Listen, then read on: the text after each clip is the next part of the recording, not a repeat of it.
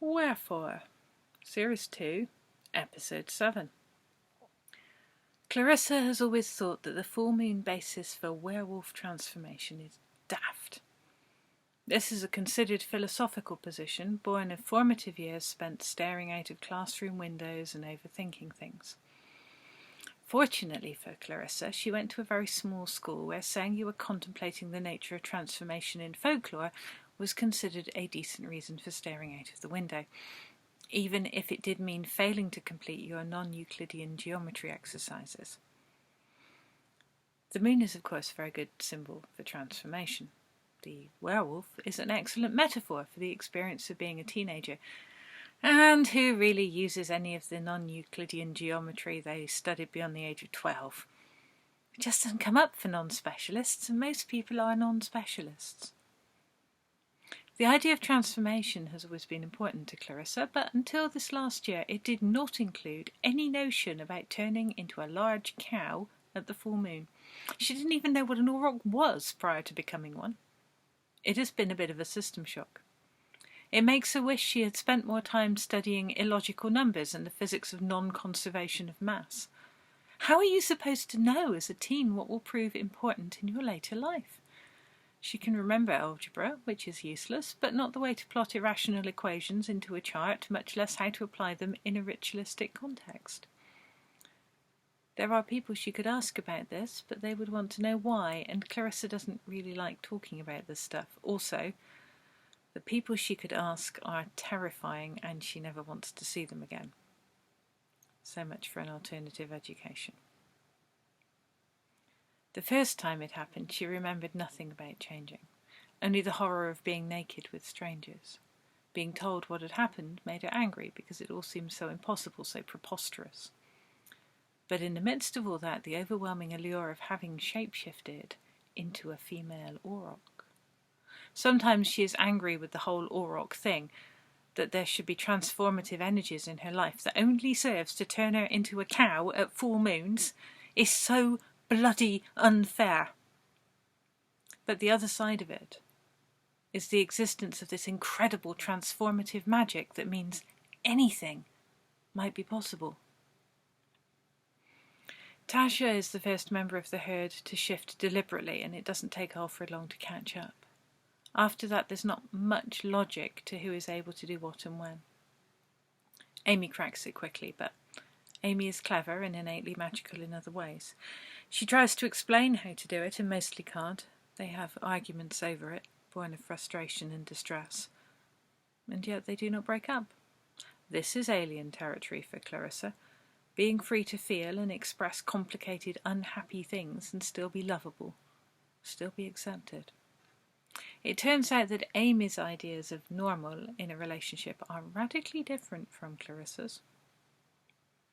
It is strange being one of the more normal, functional people in someone's relationship history. Amy doesn't talk about previous experiences much, but what little she does mention is unnerving, to say the least. The boyfriend who thought he was a vampire. The gender-complicated person who thought they were Loki. The middle-aged couple with creepy tastes. The one-night stand in clown makeup. Recent experiences cast some of these old events in an unsettling light. What if they really were Loki? If Amy can be a were-auroch, why can't her ex be a Norse god? It would explain so much, she says wearily. Isn't Loki supposed to fix the things he messes up? Clarissa asks. Her knowledge is patchy. They mostly focused on titans and monsters at school. That would be worse, I think, Amy says, and cannot be drawn to comment further. Clarissa feels so conflicted over the shapeshifting. No doubt this gets in the way of actually doing it. She doesn't want to shapeshift into an auroch. She wants to shapeshift into herself.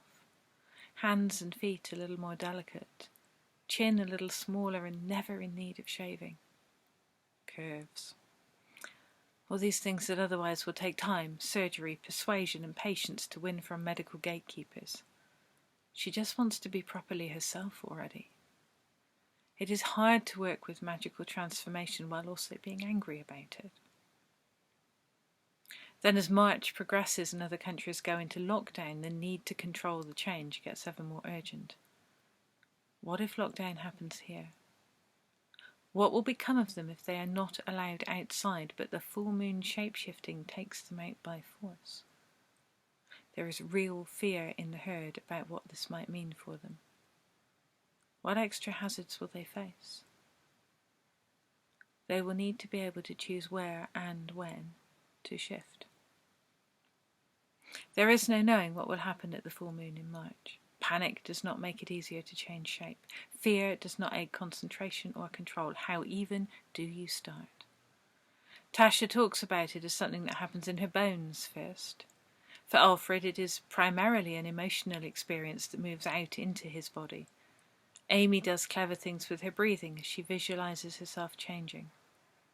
None of their advice works for her. Nothing she tries makes any sense. Urgency, fear and anger at the whole thing turns into obsession. Every spare moment Clarissa has goes on trying to own the power to change. She jokes that she is turning into a panda as dark circles settle in around her eyes. Then one morning she wakes up under the duvet and has to fight her way out. The bed is very large. The duvet is a powerful, heavy foe. Addled by sleep, it takes her a while to realise this is neither a dream nor her regular reality. She is alone in the bed. There is no witness, and no one to explain what new weirdness is now afoot. The mirror is too high up for her to reach it. She has pools. There is no way of taking a selfie. Clarissa twists and turns, trying to make sense of this unexpected body she has woken into. It is furry and lithe, and not the body she wanted. How even does this work? What does it mean? Who is she? What is she? Why is this happening? The rage and frustration build inside her, reaching a fever pitch, and she rolls back her head to release a primal animal roar of pure emotion. What comes out is a rather innocuous squeaky whistly noise. The emotions still rampage through her and throw her back into her familiar form. Naked, uncomfortable and confused, Clarissa has no idea what just happened to her or why. She wonders how to make sense of it and decides that it will all be better if she wards it off with brandy. It is not too early for brandy. Not today.